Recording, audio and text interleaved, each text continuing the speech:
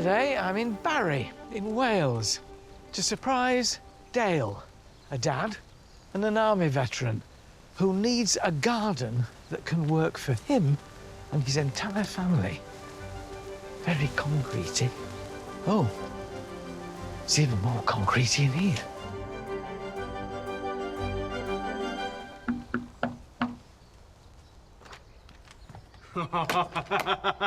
Hello, Dale. Oh, my God. Oh, my God. Nice to see you. And you. Your caseworker, Tom, said you might quite like a call from us. Yeah. Have a look at what you've got out here. Well, yeah, there's not a lot of soil anywhere, is there? There's nothing. It's just a concrete yard. Yeah. There's no incentive to come out, is there? No. The bed up there, which has got nothing in it, a very ugly wall. But it's a lovely shape, actually. Yeah.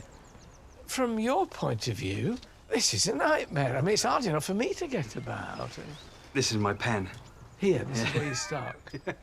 Really? Yeah. Yeah. How old were you when you joined the army? I was 16. As soon as I was 18, we went to Iraq, Bosnia, then we went to Afghanistan in 2009. And that's when my world was turned upside down. Dale's quite a cheeky chap. He's got a really good sense of humour. He's a resilient lad. He really is. Dale went through a horrendous experience in Afghanistan. His vehicle went over an IED on a patrol. Amongst other injuries, he lost his leg above the knee. Dale was in a coma for 8 weeks. The day I was injured, I can't remember being out on patrol. I can't remember. The only thing I can remember is playing volleyball the day before. Since returning to the UK, with help from veterans charity Blesma, Hi, Dale, how you doing? Come in. How's things? Not by itself. Dale has begun his rehabilitation, but still suffers mobility issues and struggles with PTSD. I'll have my down days. I don't want to talk to anyone, and so I'll just sit in the car for a few hours. Dale is now married to Laura, and they have 3 sons, Liam, Matthew, and Louis. Oh, that's good with me. So the kids, I mean, especially Louis, Dad, play football. Hello! It's going to be a big one. He gets up on his crutches and he gets in goals and he gives everything a go. Good save. It's not as if the kids have got a disabled dad. They've got a superhero dad. The garden is going to make a huge difference. They thoroughly deserve it, and I don't think there's anybody who deserves it more than Dale. Shall we get Laura out? Is she there? Laura? Definitely. Babe. Hello, Laura. Oh, my God. How are you? Hello. Oh, I've got the entire family. Come on then, Laura, you into your dreams, OK? Dreamsville, you walk out that door. What do you walk into? Oh, paradise. Somewhere we can all be a family together, you know. Yeah. Somewhere that we haven't got to be separate if Dale is in his wheelchair. Is there anything here that you've got to keep that you don't want to lose in the garden? Yeah. What? The rhubarb. The rhubarb? The rhubarb. People say this, don't they? Oh, it would change my life, and it would change. 100%. Change our Definitely life. would. Come out and just... Be. Yeah. Be you, yeah. But that's what it is, isn't it, Dale? It's independence. It is. It's robbing you of your independence, this, Definitely. at the moment. We will get you a garden that is nice to come out in, honestly. Thank you very much. It'd be absolutely amazing. I want to give Dale a new contemporary garden that fulfills all this family's needs. So I'm sending in my battalion of landscapers, led by Francis Tophill and David Dominic. Thanks, Dave. While they're busy, I've come to Swansea to look at a garden that will offer me inspiration to make sure that Dale's plot suits all the family.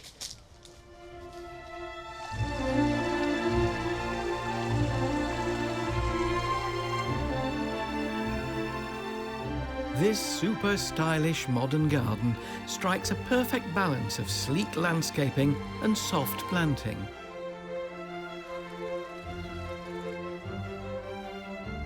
and it's filled with family-friendly social spaces. How's this for a garden bar?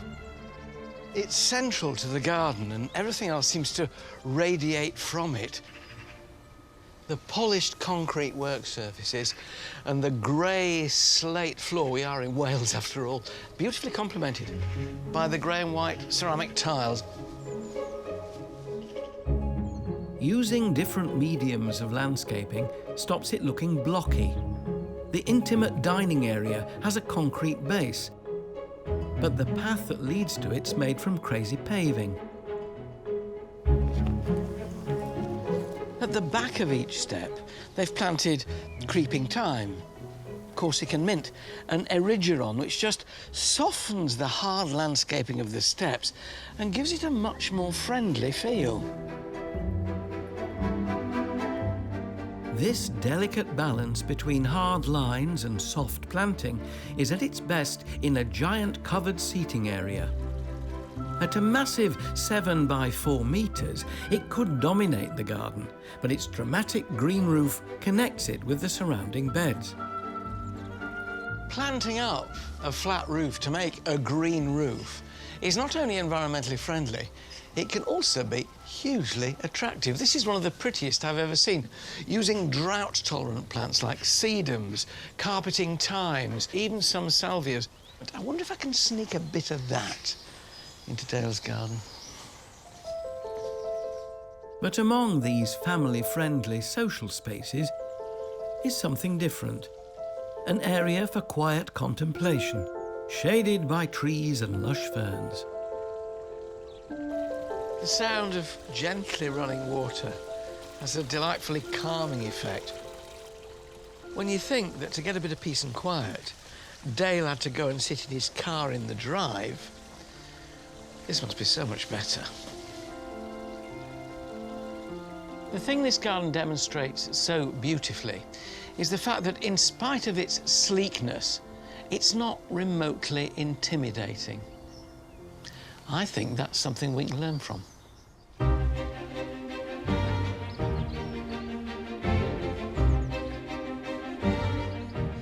Without doubt, the most important thing about this garden is that it gets Dale out of that tiny square just outside the door and into the rest of the garden.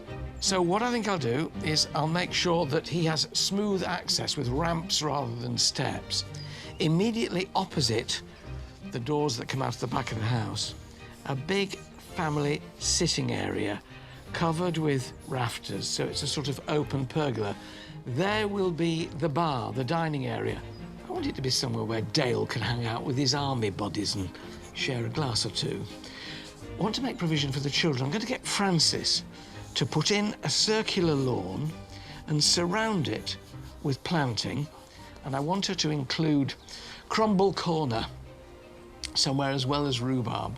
Laura can find other fruits to pick. I'm going to tackle this area here, which sort of starts going down the side of the house, because what Dale wants for those moments where he just needs to be alone is somewhere secluded that is his therapeutic sanctuary. Each of these features will be enveloped in warm, inviting planting, linking the whole garden together and giving Dale's family the modern, functional space they so badly need.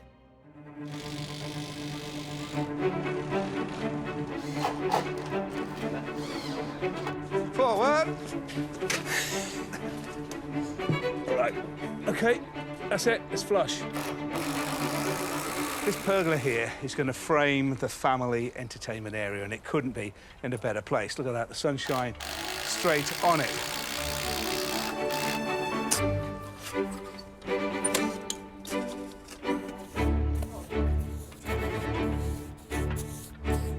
This garden is all about sophistication. But we also want to give it a touch of bling. The paving links the whole garden together from this point here right the way through, really to add some energy into the design.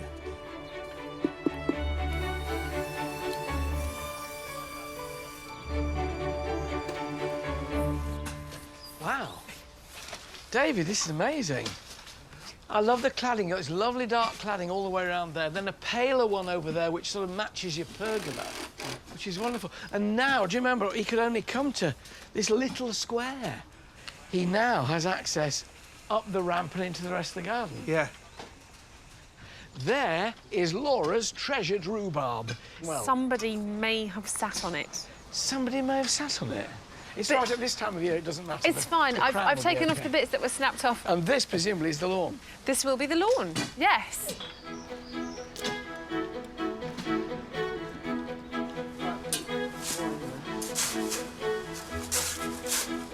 This is Dale's sanctuary area, so he now has this smooth ride across this lovely smooth paving into the area where he can sit, be calm and enjoy the sounds of the water. OK, Pete, onto there. But what we're doing is we're leaving a gap so that in this gap here we can plant creeping thymes, creeping mint. Alan, it's not often that the paving has the honour of you working on it, is it? I'll have you know, I have trained in hard landscaping. It's just that I've now reached an executive capacity where I don't have to do it quite so frequently. But of course, bearing in mind what you've just said, I shall let Pete get on with it now. I'm taking the needly mat with me. Good luck, Pete. Thank you.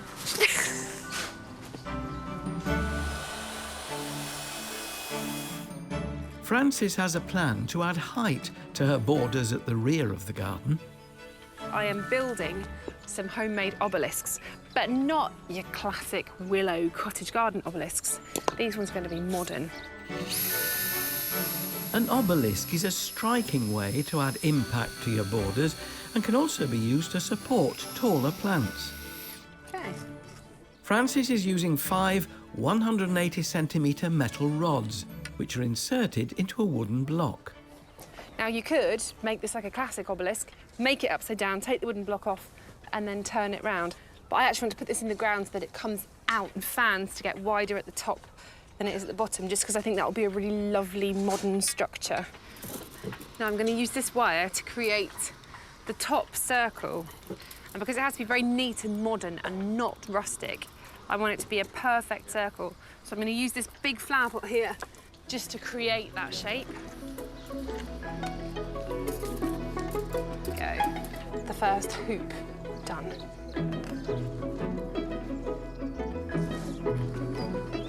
There. Now the last thing to do is just spray the whole thing a lovely metallic silver, which will make it look very sophisticated and in keeping with the rest of the garden. That's one down, 3 more to go. We are in Wales. To create a stylish and contemporary family garden. I'm going to position this trough right alongside this path, sort of in the middle of that bed there, so that when the family come up and round, the children in particular will be really close to it, because in it I'm going to plant carnivorous plants, insectivorous, that catch flies to augment their diet. They need to augment their diet because they grow in bogs on really soggy earth. And this is very, very finely milled bark.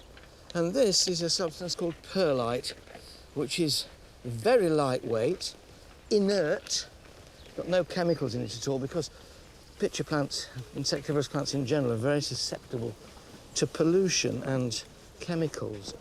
And as I go, I want to make sure it stays boggy. It's like making mud pies when you're a kid. Oh, now this one is a real beauty. Here we have leaves, you can see them, they're almost like scimitars, like swords. These are the nearest thing you get to a real live tree. Now, if you look there, can you see tiny little silvery hairs? They are all pointing downwards. The fly thinks, oh, this is nice, walks down. When he tries to get out, the hairs are pointing at him and he can't get past them. As far as children are concerned, there's one insectivorous plant that is more attractive than any other, and that is this, the Venus flytrap. And what this does is very spectacular. It has these traps. That one is closed already. There's obviously a fly in there. It has very sensitive hairs on the inside of these jaws. And when a fly comes along, it takes about 3 little swipes before it's triggered. And it's gone, never to emerge again until the trap opens once more to reveal its dehydrated carcass. I should go into horror movies, actually, shouldn't I?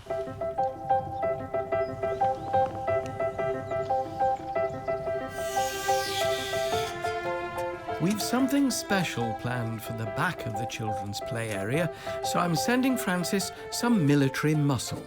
Gentlemen! Hi. Good to see you. It's Battalion Welsh Guards. So you know him well? Yes, very, very well. I'll have the speed. Spade. I'll have the thing. Spade. You haven't got the Brush, thank uniform, you can have the brush. Yeah, Dale's 3 boys have a lot of energy, so behind the new lawn will be something to wear them out. So the idea is making it into a military-style assault course, or more accurately, a military-style climbing wall.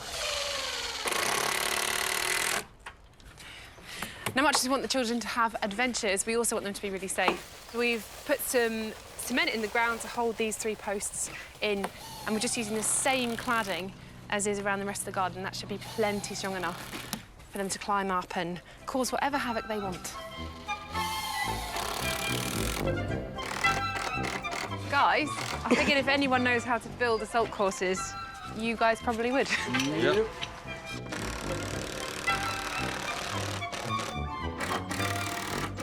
The final touch is the climbing holds. These are made of high-grip polyresin.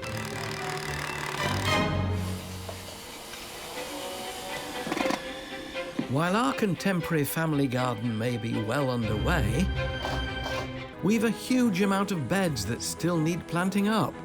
I'm starting on the ones that'll soften the path between the bar and Dale's sanctuary. This garden has to do so many things for so many people for so much of the year. It's got to look interesting at all times. It's got to be fairly low maintenance. It's also got to be pleasurable when you're in it. And contouring, working again, as I like to do, in triangles, they always work. Tall, running down there, and again up and down there. It's pleasing to the eye, and this shape here will lead us around the corner and into that area, which has still got an awful lot to be done. Lavender is really good for planting on corners. The reason it's good on a corner is because when you come past and you brush it with your foot, so the wonderful aroma.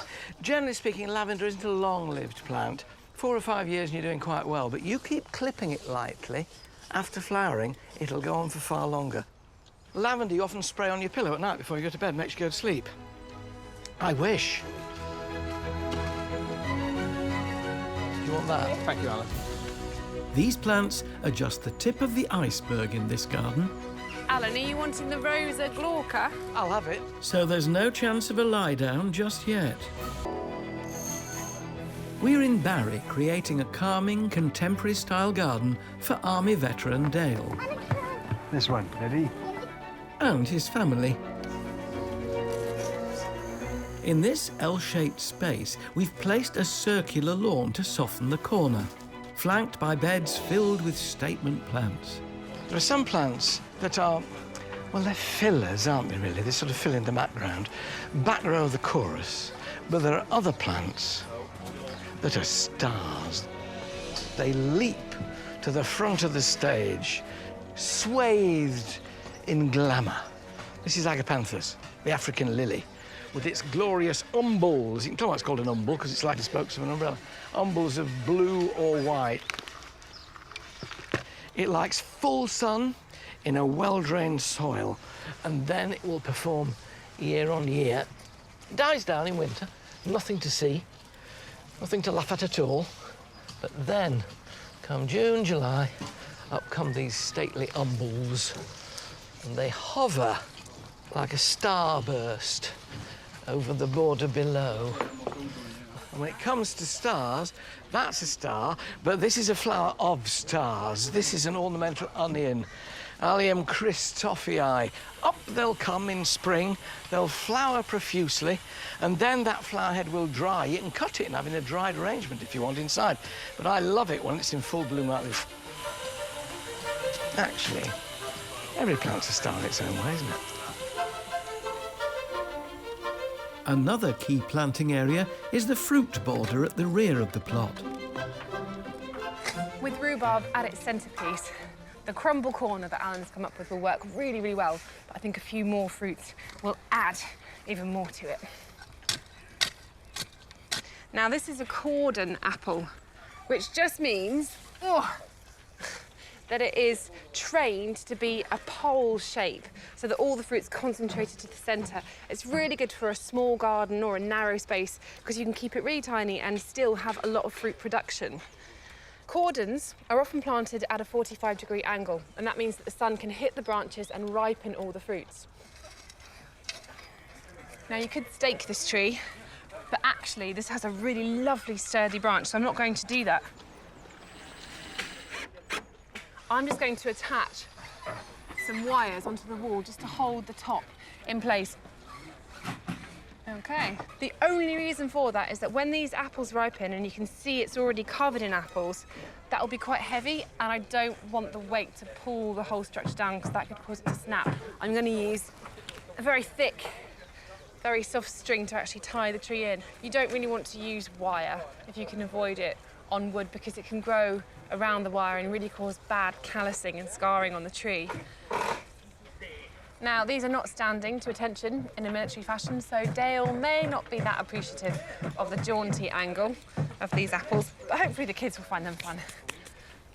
Crumble Corner is the ideal spot to try out the new contemporary obelisks. Now, a big space-age shiny obelisk like this one deserves a real showstopper of a plant to climb through it, and this is one of my favourite fruits. This is Japanese wineberry, and they're delicious. They are the most beautiful, iridescent red colour fruit that look a little bit like a blackberry or a raspberry, but they taste amazing and they make wonderful jam.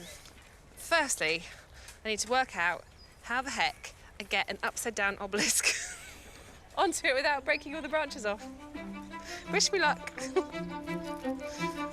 Not to be outdone, I'm going to use a bit of that. Trust me. David's also feeling creative. Now I'm converting this palette into a picture frame. There we go. Let the creativity commence. Now, this may look like an elaborate window box, but I'm not actually going to be planting into the soil that way. I'm going to be planting in that way. Now, we've actually angled the whole frame about 15 degrees up, which means it'll sort of help hold everything into position. Now, these are sempervivum. In fact, sempervivum means always alive, because this particular plant has an extraordinary ability to tolerate real extremes of temperature, both very hot and very cold. This looks like just one plant, but it isn't. Each individual floret is a different plant. And look, here we go, just to show you. There's its little root system there, and there's its top. So if any bits fall off, you can always replant it in.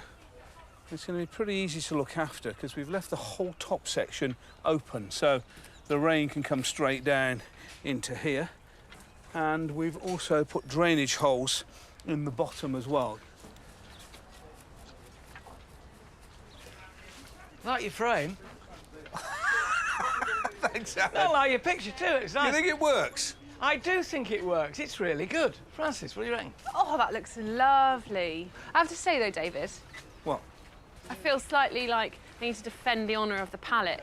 This is a palette make, Alan, and he's completely disguised his palette using cladding. You can't You've just see grassed it. up my palette then. I've not Queen grassed of it up. palettes. I know. It's beautiful. Just doesn't look like a palette anymore. That's my only issue with it. David, what I'm more concerned about is the fact that your bar doesn't look anything like a bar. It looks like a piece of plywood. Right, well, we're on that next, don't worry. Yeah. Crumbs. Lots to do. Cry, come on. Yeah.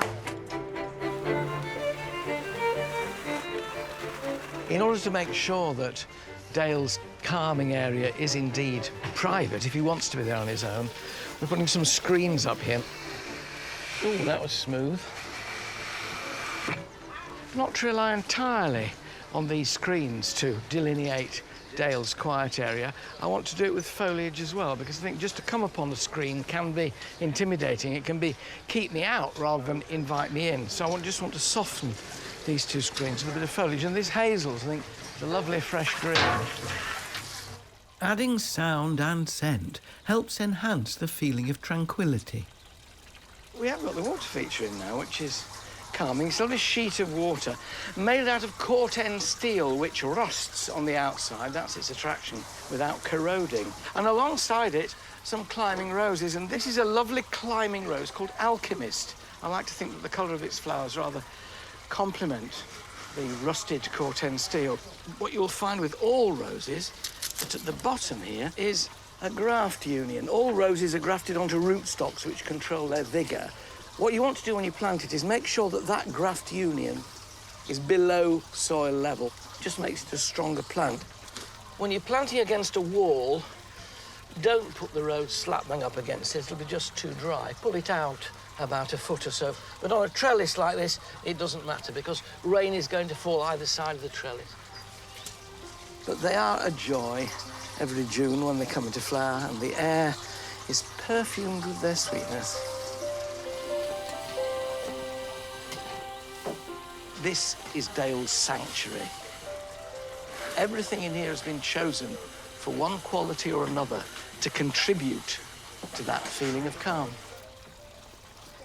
I am now beginning to feel just a little calmer. We are nearly there. I've managed to get all of Dale's sanctuary planted up with a little help from my friends. And now it's just these two strips of thyme. And as you're coming towards it, they remind you that you're coming towards a place of calm. And as they're crushed underfoot or wheel, oh, they release that lovely thyme aroma. Any little gaps that there are will soon knit together when the Welsh rain has washed the soil down into the cracks and perked the plants up. There we are, just that final row to go in there, and I'm done. Creating a family-friendly garden with somewhere for Dad, Mum and 3 boisterous boys that's also warm and inviting hasn't been easy. But at last, it's finished. Goodness, this garden was a challenge, and we've risen to it with our amazing team. The transformation is astonishing. Shall we see what they think to it? Yeah. Come on, let's go and get them. A few days ago, Dale and his family's backyard was a concrete expanse which was uninspiring and inaccessible.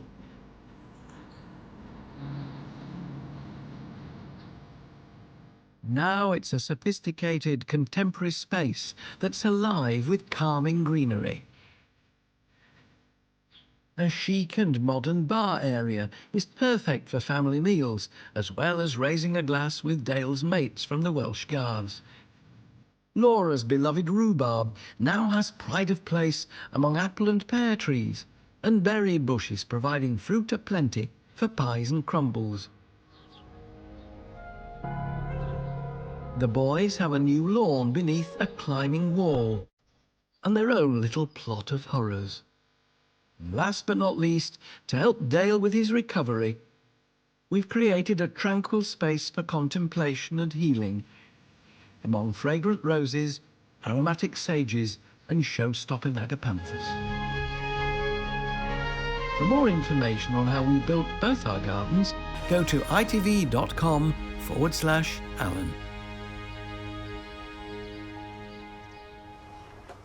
Okay.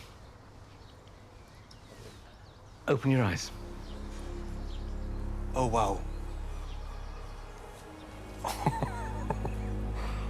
Oh my God.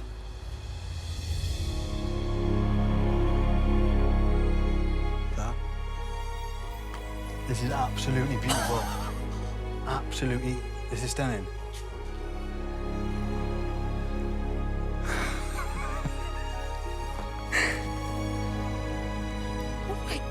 on. This is not our garden, is it? God, look at this. This is for It us. is out of this world. Come and explore. Oh, This is... look.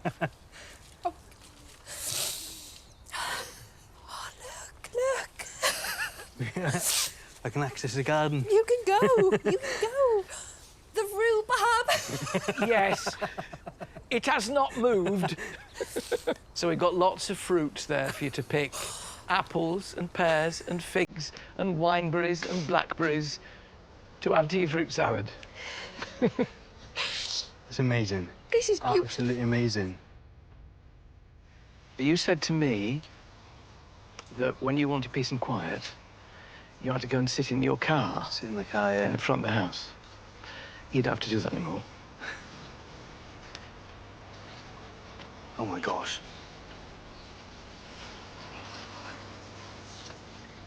Oh, wow. There's no words. There's no words. This is absolutely beautiful. You couldn't even picture something like this, could you? No. No, Sorry. This is just absolutely amazing. It's fantastic. And it's our house. Will it do? It's absolutely stunning. Absolutely It'll do. stunning.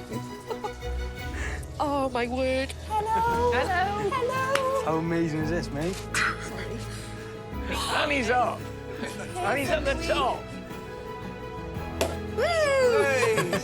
Oh, my gosh. We had a lot of things to achieve in this garden. It's a family garden that had to appeal to children. Well, I think we found it appeals to them. It's like we're on holiday. To Laura, who still can't believe it's her garden. But above all, we had to get Dale out of that little square just outside the back door. He now has a garden where he can get absolutely everywhere. This garden, by virtue of its plants, its flowers, and its access to nature, has changed one man's life forever. Till the next time on Love Your Garden. Bye-bye.